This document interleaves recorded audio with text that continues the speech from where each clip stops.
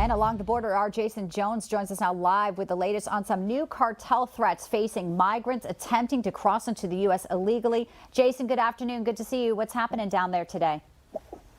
Bianca, good afternoon. It's good to be with you. You know, if there's any correspondent that knows, or really anchor and the best in this in Newsmax, that's you, that knows what's happening down in Roma, Texas. And we've got a lot of common friends down there. And I was just there last week. I want to show you what it looked like as hundreds upon hundreds of men, women, and children, mostly Hondurans, are crossing through some of the most violent regions on the southwest border. Take a look.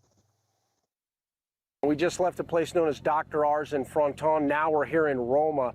This is what's called Salinas Crossing. You can see here we got another group of family members. Now, most of them that are crossing here as well, these are Hondurans. Secretary Mayorkas has once again allowed Hondurans in the country, and you're seeing it play out here in men, women, and children. Here's the other part of this that's very important, and that is that these families and these young children are crossing one of the most violent areas on the Mexico side. This is Miguel Alemán, where Cartel del Noreste and Cartel de Golfo, along with CJ&G, are battling for control of Miguel Alemán. And when you see these young families, you have to remember this is the immigration layer. But what they've been through on the Mexico side, that's what Americans are not told, and that's why we're here at 2 in the morning to show you what's taking place out here on the southwest border in Texas.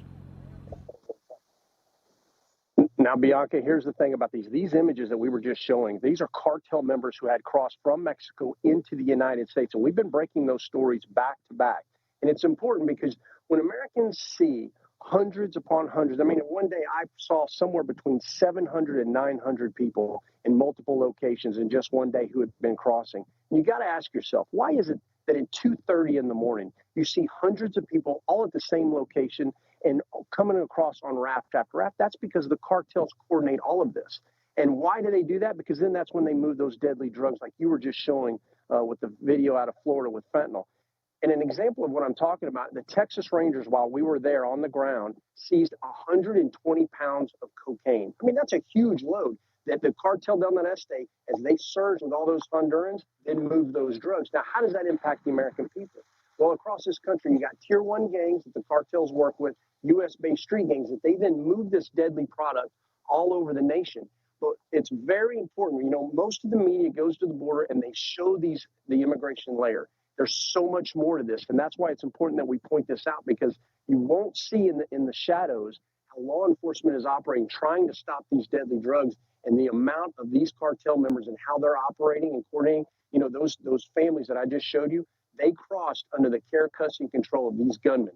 And we arrested 2 of them this week, and law enforcement debriefed them, and they admitted that they have been crossing them in Fronton with long guns and chest rigs, just like the images we just showed you. Back to you. You know, Jaeson, I know that exact area where you are in Roma, and the last time I was there, I spoke to someone, the cartel who was crossing. He said he was 3rd generation. A lot of money to be made in this, and a lot of danger for those children as well, including the drugs that are coming into our country. Unbelievable. Jaeson Jones, always good to see you. Thank you for that update. Great to be with you.